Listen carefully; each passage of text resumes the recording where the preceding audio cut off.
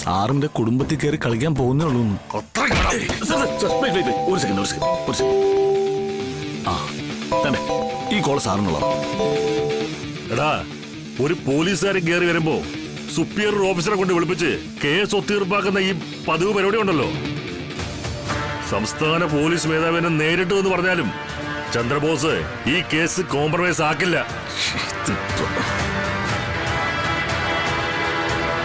ഒന്നും കേൾക്കുന്നില്ലല്ലോ. തീ കൊണ്ട് കളിച്ച എങ്ങനെയിരിക്കുമെന്ന് നീ അറിയണം. സാറേ, ഇത് സാറിന്റെ സുപ്പീരിയർ ആണോ ഇൻഫീരിയർ ആണോ എന്നൊന്നും എനിക്കറിയില്ല. എന്തായാലും സാറിന് വളരെ വേണ്ടപ്പെട്ട ഒരാളാണ് ശ്രീദേവി ചന്ദ്രബോസ്.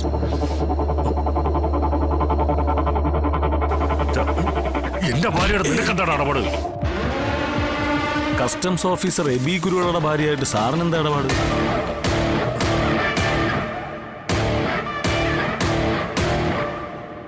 ഈ എബി കുരുവിളയുടെ ഭാര്യ എന്ന് പറഞ്ഞു കഴിഞ്ഞാൽ പെട്ടെന്ന് മനസ്സിലായിന്ന് വരില്ല. വനിതാ ജയിൽ സൂപ്രണ്ട് ലിഡിയ പോളെ.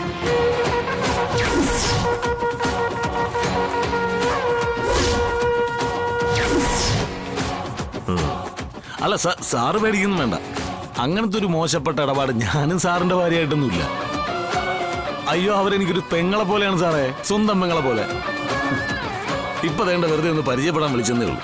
ആന്ന് അപ്പോ സാറിനൊരു സംശയം ഉണ്ടാവും, ഞാൻ എന്തിനാണ് സാറിന്റെ ഭാര്യയെ പരിചയപ്പെടുത്തുന്നത്. അത് ഈ ബോസ് സാറും ലിഡിയ പോളുമായിട്ട് ഇങ്ങനെ ഒരു സൈഡ് ട്രാക്ക് ഓടുന്നുണ്ടെന്നുള്ള കാര്യം പെങ്ങൾക്കും കുട്ടിയേക്കൊന്നും അറിയില്ലല്ലോ. അതൊന്ന് ഡിസ്കസ് ചെയ്യാന്ന് വിചാരിച്ചു. അതിന് നിന്നെ പോലെ ക്രിമിനൽ പറഞ്ഞാൽ ആരും വിശ്വസിക്കാനാണ്? ശരിയാ സാറേ, എന്നെ പോലൊരു ക്രിമിനൽ പറഞ്ഞു കഴിഞ്ഞാൽ ആരും വിശ്വസിക്കത്തില്ല.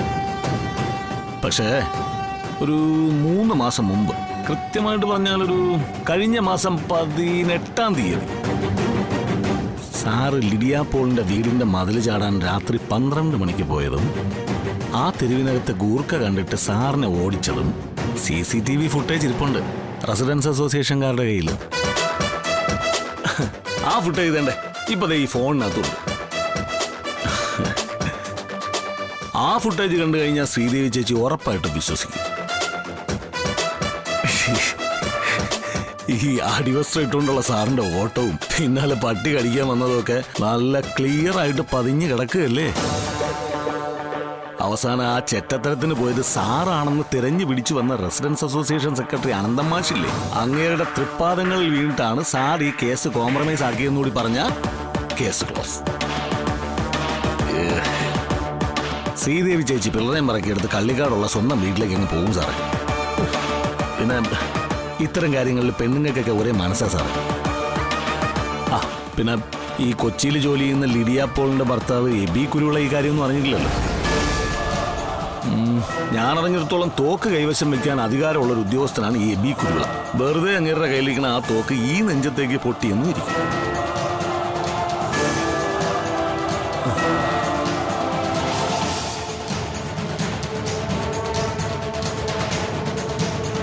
ഒച്ചയും ബഹളമൊന്നും കേൾക്കുന്നില്ലല്ലോടി.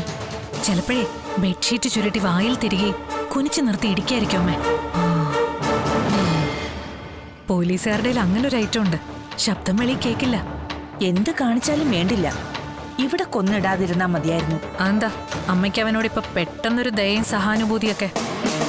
ദയയും സഹാനുഭൂതി ഒന്നും അല്ലടി, ശവം പിന്നെ എന്ത് ചെയ്യും? ഓ അങ്ങനെ. ആ ഓക്കെ, ഇനി സാറിന് തീരുമാനിക്കാം, എന്റെ നഖത്തിനകത്ത് ഈർക്കില് കയറ്റണോ, കള്ളക്കേസി കുടുക്കി ജയിലിലാക്കി ഇഞ്ച ചതയ്ക്കും പോലെ ചതയ്ക്കണോ, തൂക്കിക്കൊല്ലണോ എന്നൊക്കെ.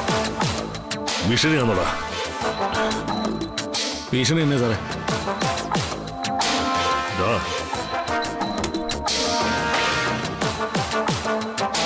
അങ്ങനെയാണെങ്കിൽ എനിക്കും ചില കാര്യങ്ങളൊക്കെ തീരുമാനിക്കേണ്ടി വരും. ഇനിയുള്ള സംസാരങ്ങളൊക്കെ സർല ചേച്ചിയുടെ സുസ്മിതയുടെ മുമ്പിൽ വെച്ചു.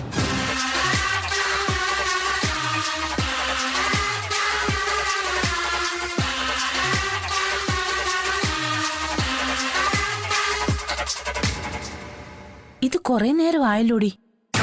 നമുക്ക് പറ്റിയ പോലെ ചിറ്റപ്പന് കയ്യബദ്ധം വല്ലതും പറ്റി തട്ടിപ്പോവാങ്ങാനും ചെയ്തോ? നടക്കടാ.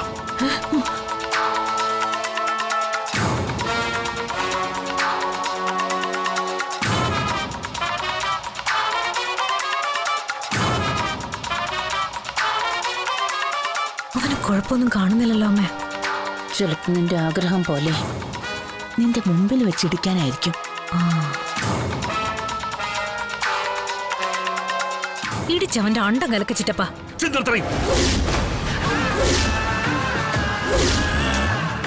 നിനക്ക് എന്താടി വേണ്ടേ? ഇടിച്ചു വേണ്ടി അണ്ണ കിടക്കണോ അല്ലേ?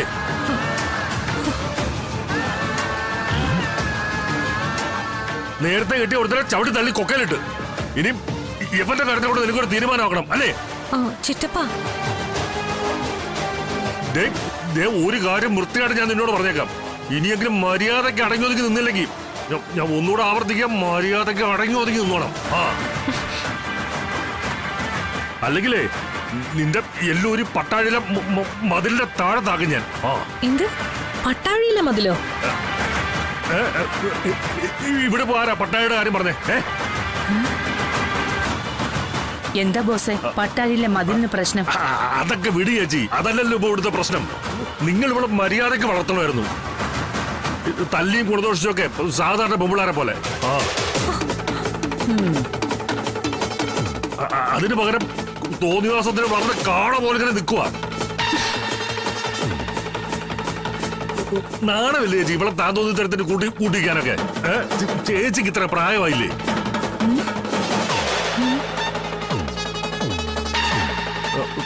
രായേട്ടന് വയ്യാതെ അടങ്ങുക അങ്ങയുടെ സ്ഥാനത്ത്.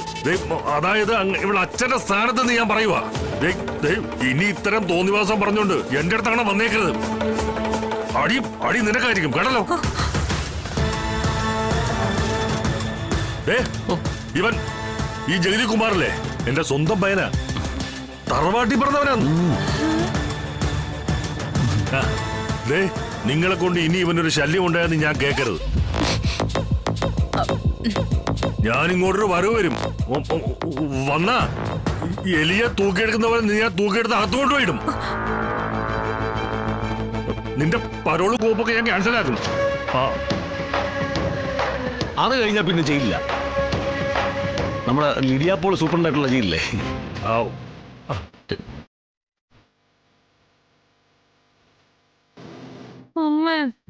ജഗദീപേ, നമ്മളെ ഇവിടെ ധാരണ പോകുന്നതല്ലേ നല്ലത്? സാറ് നിങ്ങളൊരു ആഗ്രഹം ഉണ്ടെങ്കിൽ ഞാൻ റെഡിയാ. മോനെ, ഇനി മുതൽ സാറല്ല ചിറ്റപ്പൻ. തന്നെ ചിറ്റപ്പൻ അങ്ങനെ വിളിക്കാമോ? ശരി ചിറ്റപ്പ സാറേ. അപ്പൊ ഇറങ്ങട്ടെ മോനെ. നിനക്ക് എന്തെങ്കിലും ഒരു ബുദ്ധിമുട്ട് വന്നാൽ ആ ഫോണെടുത്ത് എന്റെ നമ്പർ കുത്തി ഒന്ന് വിളിച്ചാൽ മതി. ഞാനിവിടെ സ്പോട്ടിലുണ്ടാവും. എന്റെ നമ്പർ ഉണ്ടല്ലോ കയ്യില്. പിന്നില്ലാതെ എല്ലാ നമ്പറും എന്റെ കയ്യിലുണ്ട് ചിറ്റപ്പ സാറേ. എനിക്കറിയാം. നീ ഇങ്ങോട്ട് വന്നേ. ഒരു മിനിറ്റ് വാ വന്നേ.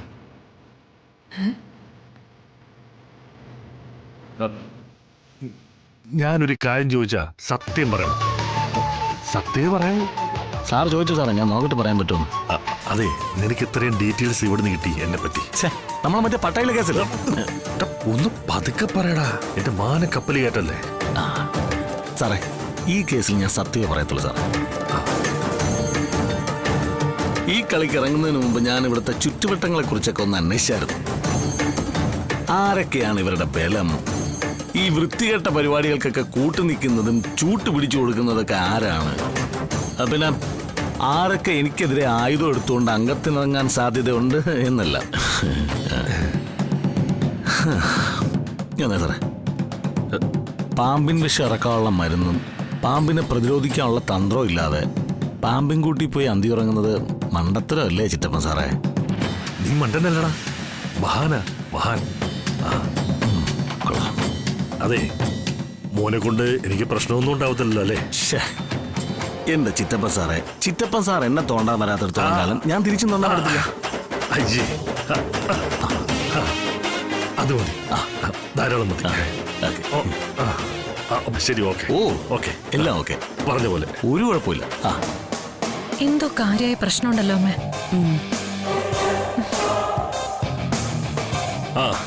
അപ്പൊ ചേച്ചി, ഞാൻ അവിടെ ഇറങ്ങുക. എല്ലാരും വിട്ടുവീഴ്ചയൊക്കെ ചെയ്ത് മുമ്പോട്ട് പോകാൻ നോക്ക്. അതാ എല്ലാവർക്കും നല്ലത്. പോട്ടെ മോനെ. ശരി. ആ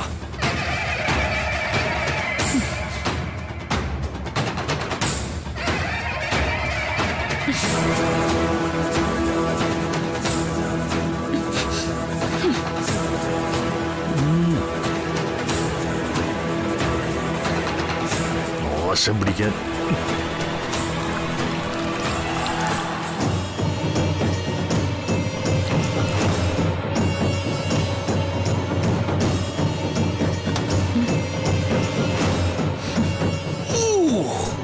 പോലീസിന്റെ ഇടിയോട്ട് തളർന്നു, വല്ലാത്ത ക്ഷീണം.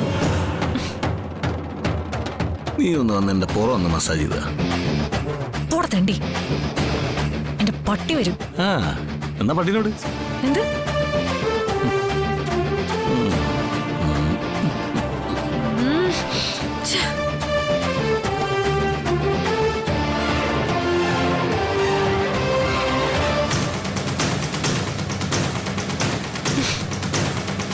ഈ ചിറ്റപ്പനിൽ എന്ത് തേങ്ങയാ പറ്റിയത്? ശ്ശേ.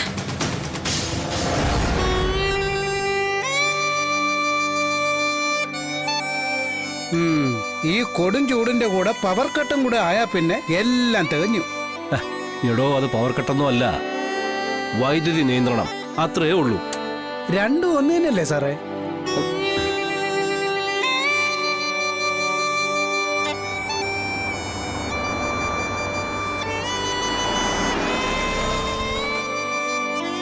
എടോ പിള്ളേ, ആരോടത്?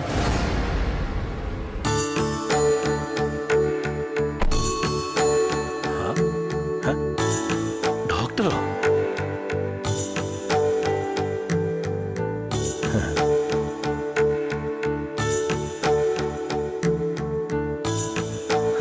ഡോക്ടർ വരൂ വരൂ. നമസ്കാരം രാഘവേട്ട. നമസ്കാരം നമസ്കാരം. ഭാമയുണ്ടല്ലോ അല്ലേ? ആ ഉണ്ടല്ലോ. ഡോക്ടർ ഇരിക്കെ. ഭാമേ, ഭാമേ. എന്താ രാഘവേട്ടാ? ഒന്നീ വന്നേ. ദാ വരുന്നു. ആ ദേ ഭാമ വരുന്നുണ്ടല്ലോ.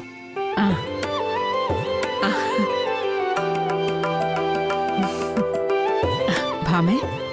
ഡോക്ടർ. എന്താ ഭാമേ, ഫോണിൽ ഭയങ്കര തിരക്കിലാണെന്ന് തോന്നുന്നു. ഗർഭകാലത്തെ വ്യായാമ മുറകൾ, ഭക്ഷണ രീതികൾ, ഇതൊക്കെ ഫോണിലൊന്ന് സെർച്ച് ചെയ്ത് നോക്കുകയായിരുന്നു ഡോക്ടർ. കൊള്ളാലോ. അപ്പൊ ഞങ്ങൾ ഡോക്ടേഴ്സിനെ ഒന്നും ആർക്കും വേണ്ടതായി അല്ലേ? നിങ്ങളുടെയൊക്കെ ജോലി കുറച്ച് കുറഞ്ഞു എന്ന് വേണ്ടേ പറയാൻ? നിസ്സാര സംശയങ്ങൾ ചോദിച്ച് പാതിരാത്രിയൊന്നും ആരും വിളിച്ചുണർത്തില്ലല്ലോ. അതൊരു കണക്കിന് ശരിയാ. ഭാര്യമാര് ഗർഭിണികളായ ഭർത്താക്കന്മാർക്ക് ആ ടെൻഷൻ കൂടുതല്. അവരുടെ ആശങ്കകൾക്ക് മറുപടി പറഞ്ഞു മടുക്കും. എന്നാലും ഇന്റർനെറ്റിനെ ഒന്നും കണ്ണു അടച്ചങ്ങ് വിശ്വസിച്ച് കളഞ്ഞേക്കല്ലേ? ഏയ് ഇല്ലില്ല, നിങ്ങൾ ഡോക്ടേഴ്സിനുള്ള ഫീസ് മുടക്കില്ല പോരെ? അത് മതി. അല്ല, ആളെവിടെ? മോളിലുണ്ട്, ഇപ്പൊ വിളിക്കാം. ശാലിനി, ശാലിനി. എന്താ സത്യമേ? ഒന്നിങ്ങ് വന്നേ. അതേ വരുന്നു. ഡോക്ടർ ഇന്നലെ വരുമെന്നാ ഞാൻ പ്രതീക്ഷിച്ചത്. ഹോസ്പിറ്റലിൽ നല്ല തിരക്കായി പോയി ഭാമേ. അപ്രതീക്ഷിതമായി ചില എമർജൻസി കേസുകൾ.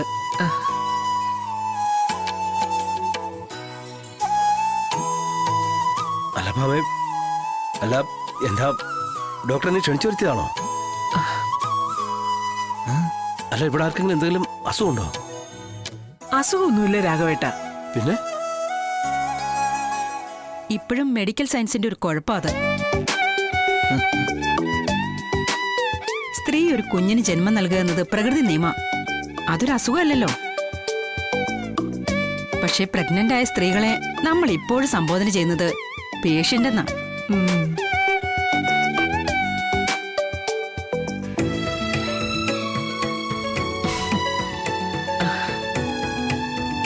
ഞങ്ങളുടെ ഈ പൊന്ന് പേഷ്യന്റ് ഒന്നും അല്ല. എന്നാലും ഡോക്ടർ ഇവളെ ഒന്ന് ചെക്കപ്പ് ചെയ്യണം.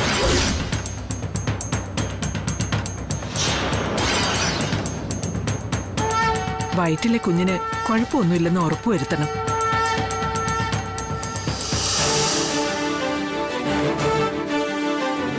അത് അതല്ലേ ഭാമേ എന്റെ ജോലി. അല്ല അതിപ്പോ എന്തിനാ? നമ്മൾ ഹോസ്പിറ്റലിൽ പോയി ചെക്ക് ചെയ്തല്ലേ? അതിനെന്താടാ, ഒന്നുകൂടെ നടത്തിയെന്ന് വെച്ച് കുഴപ്പമൊന്നുമില്ലല്ലോ. അല്ല അതിന്റെ ഇപ്പൊ ആവശ്യം എന്താ? നമുക്കിപ്പോ പഴയ ഡോക്ടർ തന്നെ പോരെ? എന്റെ പൊന്നു വിഷ്ണു, നിങ്ങൾക്ക് നിങ്ങളുടെ പഴയ ഡോക്ടറെ തന്നെ മതിയെങ്കിൽ മതി. ഞാനിപ്പോ ഡെലിവറി നടത്തി കുഞ്ഞിനെ പുറത്തെടുക്കാനൊന്നും പോകുന്നില്ല. മന്ത്ലി ചെക്കപ്പിനും ഡെലിവറിക്കും ഒക്കെ നിങ്ങൾ ആ ഹോസ്പിറ്റലിലേക്കും ആ ഹോസ്പിറ്റലിലെ മറ്റു ഡോക്ടർമാരുടെ അടുത്തേക്കും പോയിക്കോളൂ. ഞാനിപ്പോ ശാലിനിയുടെ വയറ്റിൽ വളരുന്ന കുഞ്ഞിന്റെ ആരോഗ്യാവസ്ഥയും വളർച്ചയും ഒന്ന് പരിശോധിക്കുന്നേ ഉള്ളൂ.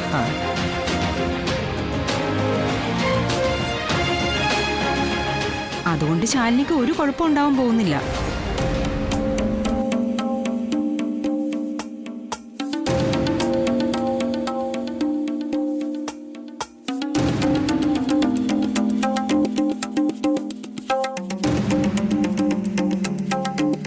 അതോ വിഷ്ണുവിനി എന്റെ കഴിവിൽ എന്തെങ്കിലും സംശയമുണ്ടോ? ആയിരക്കണക്കിന് ഡെലിവറി കേസുകൾ അറ്റൻഡ് ചെയ്തിട്ടുള്ള ഒരു ഡോക്ടറാ ഞാൻ. അയ്യോ, ഡോക്ടറുടെ കഴിവിൽ വിശ്വാസക്കേടൊന്നുമില്ല. ഡോക്ടർ, അവന്റെ പ്രശ്നം അതൊന്നുമല്ല. ഡോക്ടർ നേരത്തെ പറഞ്ഞില്ലേ, ഭർത്താക്കന്മാർക്കാണ് കൂടുതൽ ഭയമെന്ന്. അത് തന്നെ അവന്റെ പ്രശ്നം.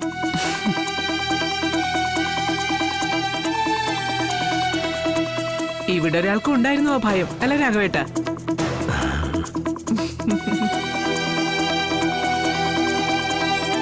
ആ, റിപ്പോർട്ട്സ് എല്ലാം ഉണ്ടല്ലോ അല്ലേ ശാലിനി? ആ, എവിടെയാ റൂം? മുകളില് ഡോക്ടർ. വരൂ മോളെ, വാ മോളെ, വരാൻ വാ. വന്നേ. വിഷ്ണു പേടിക്കണ്ട കേട്ടോ. ശാലിനിക്കും കുഞ്ഞിനും ഞാൻ ഒരു കുഴപ്പം ഉണ്ടാക്കില്ല.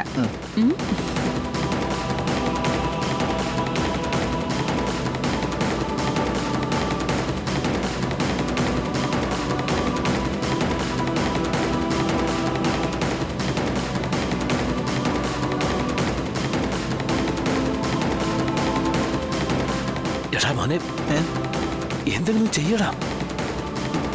എന്റെ അച്ഛൻ ഞാൻ എന്ത് ചെയ്യാനാ? ബലം പ്രയോഗിച്ച് കൂട്ടിക്കൊണ്ടു പോവല്ലായിരുന്നോ? ഡോക്ടർക്ക് മനസ്സിലാവുമോ ഇനി ഗർഭിണിയല്ലെന്ന്?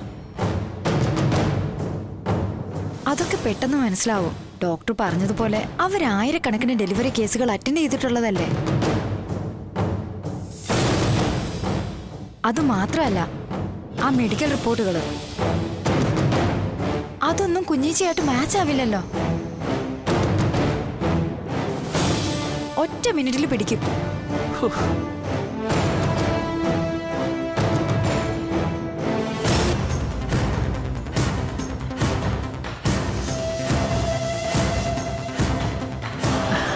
ഇങ്ങോട്ട് കിടന്നോളൂ ശാലിനി. കിടക്കും മോളെ.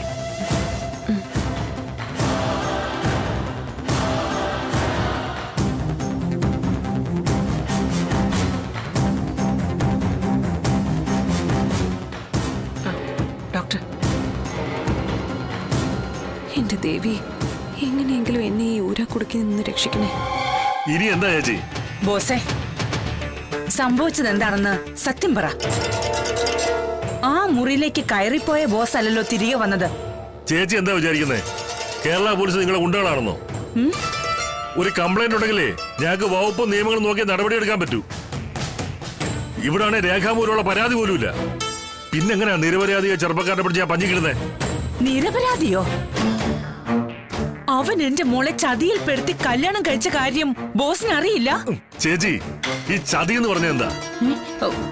ജഗദീപ് ചെറുക്കൽ രാമേന്ദ്രന്റെ മകനാണെന്ന് പറഞ്ഞ് അവനെ ചതിയിൽപ്പെടുത്തി കല്യാണം കഴിക്കാന്നല്ലേ നിങ്ങൾ ധരിച്ചത്? അവൻ നിങ്ങളെയൊക്കെ വലിയ കേമനായതുകൊണ്ട് പണി തിരിച്ച് ഇങ്ങോട്ട് കിട്ടി. അപ്പോഴേ മിണ്ട ഒരു സൈഡിൽ കുത്തിരിക്കുന്ന നല്ലത്. ബോസിന് ഇത്ര നീതിബോധമൊക്കെ പെട്ടെന്ന് എങ്ങനെയാ പൊട്ടിമുളച്ചത്? അവന്റെ മുറിയിൽ എന്താ ബോധിവൃക്ഷം പന്തലിച്ച് നിൽക്കുന്നുണ്ടോ? ചേച്ചി അവനെ ഡീൽ ചെയ്യാൻ ഒരു കോൺസ്റ്റബിളിന്റെ ആവശ്യമേ ഉള്ളൂ. CIയുടെ പവർ വേറെയാന്നൊക്കെ പറഞ്ഞ് മുറിയിലേക്ക് കയറിപ്പോയ ബോസ്. ഛേ, ചേച്ചി അതിനെനിക്ക് ചേച്ചിയുടെ മുഖത്ത് നോക്കി പറയാൻ ബുദ്ധിമുട്ടുള്ള ചില കാര്യങ്ങളുണ്ട്. ബോസേ, ബോസേ, ഞാൻ ഇതൊരു തരം രക്ഷപ്പെടലല്ലേ ബോസേ? പ്രതിയുടെ കയ്യിൽ നിന്ന് കാശ് കൈമടക്ക് വാങ്ങിച്ചിട്ട് വാദിയെ വകുപ്പും ചട്ടവും പഠിപ്പിച്ച് വീട്ടിൽ പറഞ്ഞു വിടുന്ന ചില പോലീസുകാരുടെ നയം. ജഗദീപ് എത്ര ഓഫർ ചെയ്തു എന്ന് പറ. അതിന് മുകളിലുള്ള ഒരു തുക സരള വയ്ക്കും. എത്ര കുടുംബസ്നേഹം പറഞ്ഞാലും യൂണിഫോം ഇട്ട് കഴിഞ്ഞാൽ പോലീസാണെന്ന് മറക്കാൻ പാടില്ലായിരുന്നു ഞാൻ. ബന്ധവും സ്വന്തവും ഒന്നും നോക്കാതെ ബോസ് തുക പറഞ്ഞോളൂ. ചേച്ചി എന്നാ ഞാൻ കാര്യം പറയാം. ചേച്ചി അവന്റെ കയ്യിൽ വീഡിയോ ഉണ്ട്. വീഡിയോയോ? കൂടുതലൊന്നും ചേച്ചി എന്നോട് ചോദിക്കരുത്. അങ്ങോട്ടും ഇങ്ങോട്ടും പറയാൻ കൊള്ളാത്ത കാര്യമല്ല.